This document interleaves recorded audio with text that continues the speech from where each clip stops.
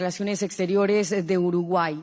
Seguidamente escucharemos a la alta representante de la Unión para Asuntos Exteriores y Política de la Comisión Europea, señora Kaja Kallas. Dear President Petro, thank you for hosting us. Dear President Costa, dear heads of state and government, dear ministers, good colleagues. Our regions are natural partners. We speak each other's languages. We cheer on each other's football teams. We are home to cities of murals and music. But most importantly, we share the set of common values. A belief in democracy, commitment to the rules-based international order, and respect of the international law. 2 years ago, our historic summit marked the turning point of our two regions. We announced an ambitious investment agenda, joined forces in clean growth, and commitment to ongoing dialogue. During this time, our ties have grown stronger. But the world has also changed. It has grown harsher, more competitive, and more volatile. And we see that security and prosperity require diversification. We all need trusted, reliable partners. With this summit, we deepen our partnership and show that we are not just natural partners, but we are partners of choice. I want to focus on three shared priorities. First, trade and investment. Our two regions are connected by a dense network of trade agreements. In 2023, 410 billion euro of goods and services flowed between our two regions. The European Union is the largest investor in our region, in your region. At the same time, around the world, we see a turn inward. Towards isolationism. But we cannot close ourselves up. On the contrary, in these times, we need to open ourselves to others. European position is very clear. We will remain a stable, predictable, and principled trade partner for CELAC. We are proud of our strong network of agreements. We are working to finalize the agreement with Mercosur and update our agreement with Mexico. And we are expanding our investments because these partnerships benefit us both. Take critical raw materials, for example. We are committed to building value chains that are truly local. This creates jobs locally. The Global Gateway program is at the heart of our investment strategy.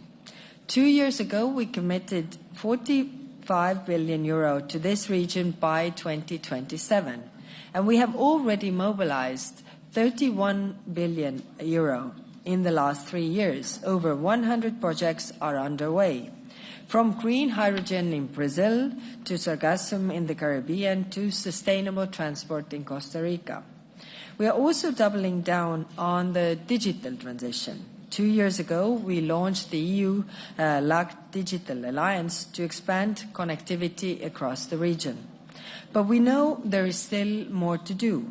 That is why Europe will expand our support for shared satellite infrastructure, so that every community, no matter how remote, can get online, and so that you control your digital sovereignty.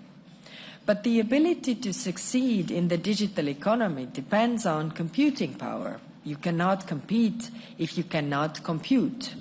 So I can announce today a new EU-CELAC supercomputing network.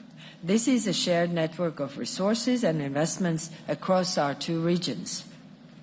My second point is clean transition. We are meeting right before the COP30 negotiations start. President von der Leyen was in Belém this week. We have already made enormous progress on our climate targets. A decade ago, we were headed for 3.7 degrees Celsius of warming. Now the projection is below 3. The EU has just adopted its NDC for 2035. 66 to 72% in greenhouse gas reduction by 2035 from 1990. And this is a milestone on our path to reaching climate neutrality by 2050 and to keeping the Paris goals within reach. And for the first time, renewables have overtaken coal as the world's leading electricity source. But the destructive effects of climate change are already here. The devastation caused by Hurricane Melissa just days ago was yet another stark reminder. Europe joined emergency efforts, sending essentials like water, shelter, and medical supplies. But we must also address the root cause and accelerate our efforts against climate change. Latin America and the Caribbean are setting the pace. Your solar and wind resources are amongst the strongest in the world. Renewables make up 65% of your electricity generation. Today, I'm proud that we will give support to the Regional Electricity Integration Initiative. And this is the path towards a cleaner power and greater energy security. Ladies and gentlemen, the last point I want to raise today is the security of our citizens. Here, too, we share a set of concerns: organized crime, maritime security, and cybersecurity. By working together, we can do more to make our citizens safer. We will increase our support for existing programs and step up our coordination between Europol and your law enforcement agencies. And I'm pleased to announce that we will expand the EU's Critical Maritime Routes program to the entire region.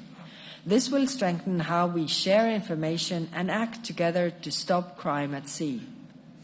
Ladies and gentlemen, we are connected by our shared opportunities. As Octavio Paz, the Mexican poet and diplomat, once wrote, "Friendship is born from the coincidence in ideas, feelings, and interests." And indeed, this is our moment to turn interest into greater progress and build greater friendships. Thank you.